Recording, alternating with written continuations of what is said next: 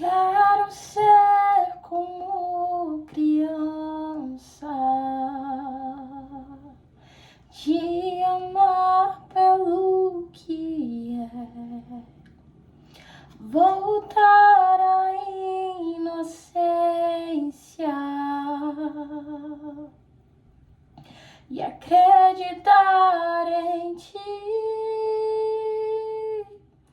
Mas às vezes sou levado pela vontade de crescer, torno-me independente e deixo de simplesmente crer. Não posso viver longe do teu amor, Senhor. Não posso viver longe do teu afago, Senhor. Não posso viver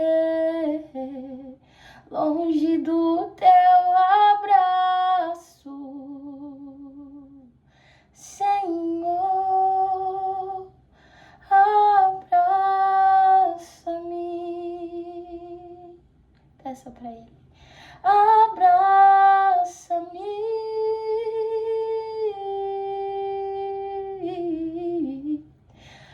Abraça-me com teus braços de amor.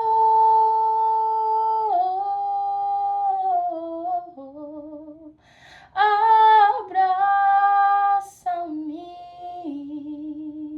Abraça-me.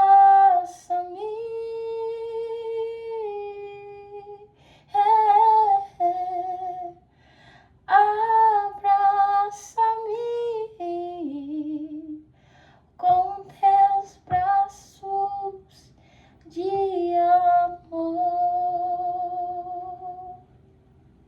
Senhor, muito obrigada. Muito obrigada por ser um Pai misericordioso, por ser um Pai que está sempre presente, por ser um Pai que está sempre disponível para nos abraçar, para nos acalmar, Pai. Eu oro para que em nome de Jesus, Deus, o Senhor guie esse vídeo da forma que o Senhor quiser guiar. Que em nome de Jesus o Senhor vem, através desse vídeo, Senhor, nos lembrarmos do quão dependente nós somos de Ti, Paizinho. E nos levarmos a andar contigo, dependentes de Ti. Firme em Ti, Paizinho, firmes em quem nós somos em Ti, Pai. É em nome de Jesus que eu oro, te louvo e te agradeço. Amém. Hoje a gente vai aprender 3 lições na palavra do Senhor.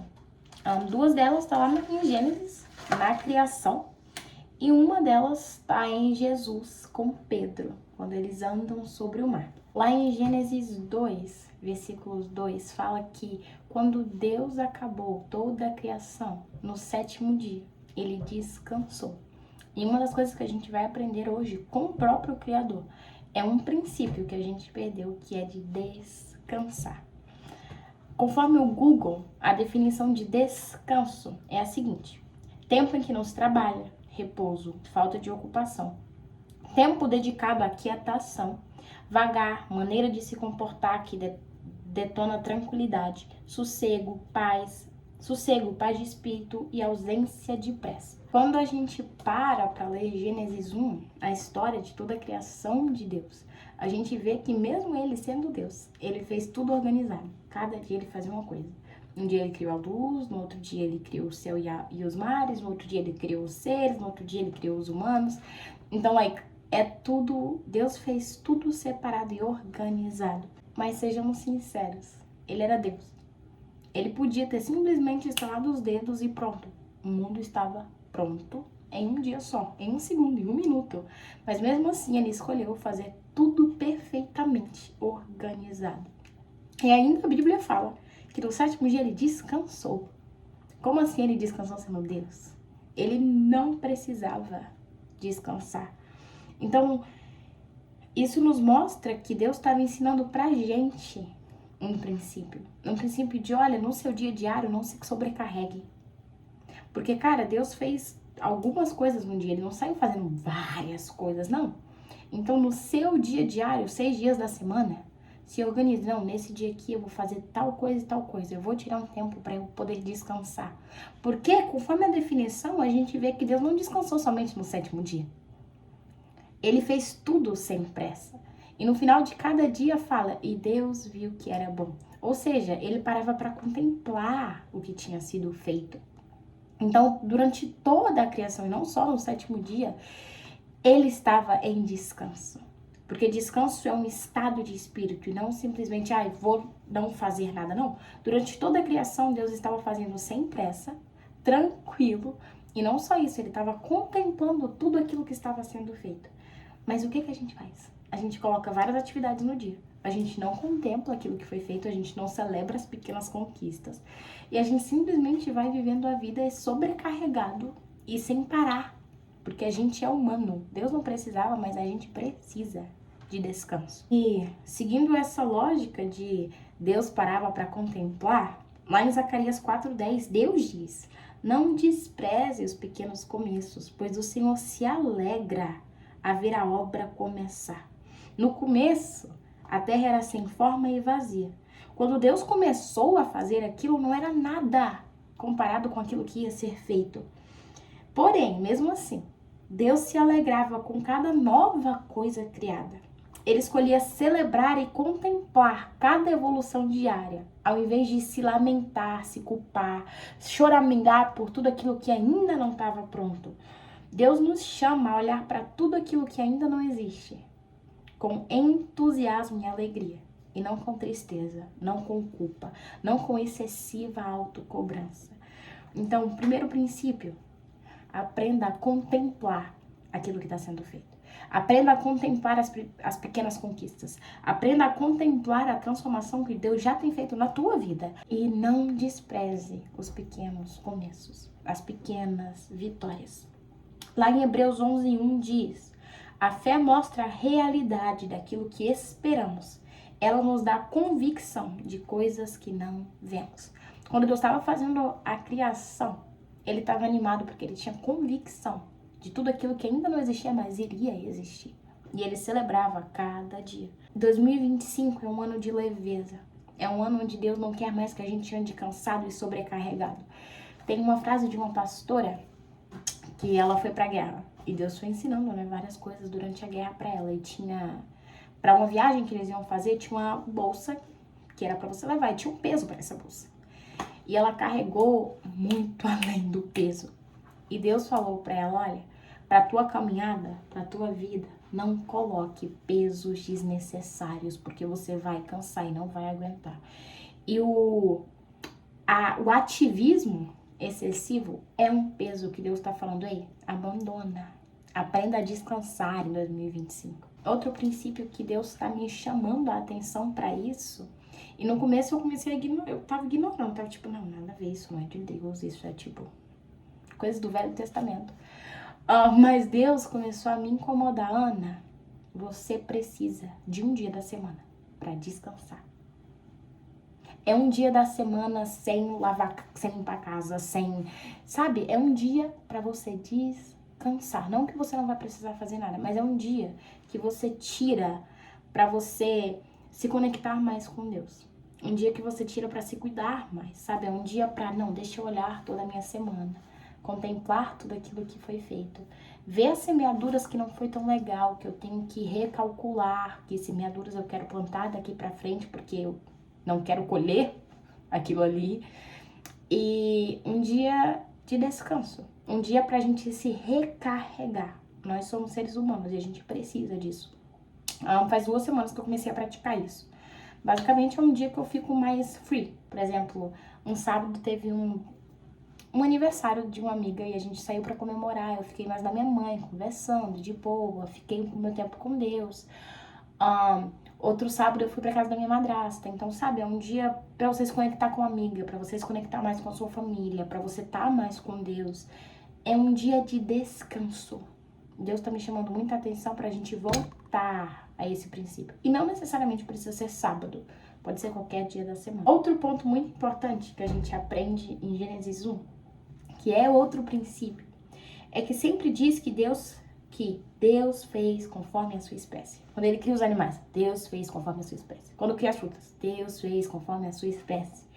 E isso nos mostra que ele nunca exigiria que a pomba voasse como a águia, que o polvo saltasse como a baleia, ou que a árvore de laranja desse maçãs. O que significa que nós temos que deixar Deus mostrar pra gente qual que é a nossa espécie e o que ele espera da gente, para que a gente não caia na armadilha de exigir de nós algo que o nosso Criador nunca nos fez para fazer. 2025 é um ano onde Deus quer restaurar a nossa identidade e o nosso propósito nele.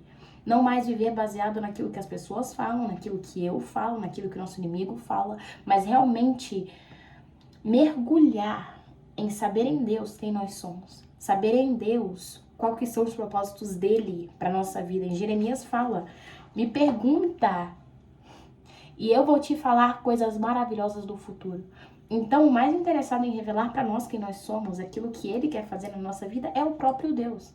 Mas eis a questão, a gente tem buscado isso? A gente tem perguntado para ele isso? E terceiro princípio é que a gente deve olhar só para Deus e não pra gente. Lá em Mateus 14, no 28 a 30 diz, Senhor, disse Pedro, se és tu mesmo, manda-me ir ao teu encontro por sobre as águas. Venha, respondeu ele. Então Pedro saiu do barco, andou sobre as águas, e ele foi na direção de Jesus. Mas quando reparou no vento, ficou com medo, e começando a afundar, gritou, Senhor, salva-me. 2025 é um ano que Deus vai nos fazer andar sobre mares revoltos, porque nesse cenário estava havendo uma tempestade. E Deus fez Pedro andar sobre a tempestade.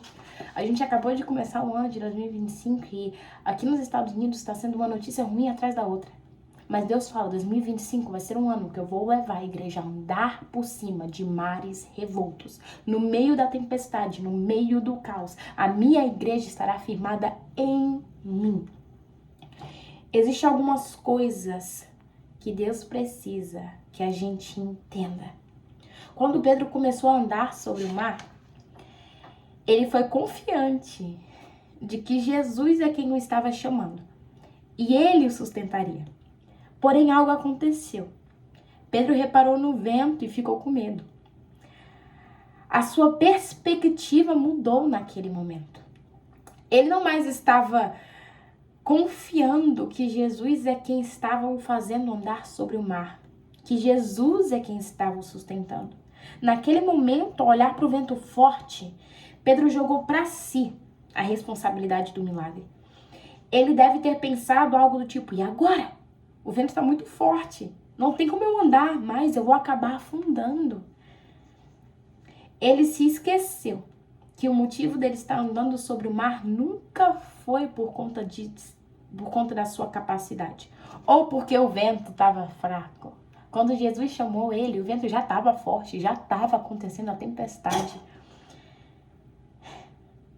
Ele esqueceu que a única coisa que o sustentou até ali e que iria continuar o sustentando era a palavra de Jesus dizendo, vem. Lá em Jeremias 1:12, Deus diz, estou vigiando para que a minha palavra se cumpra.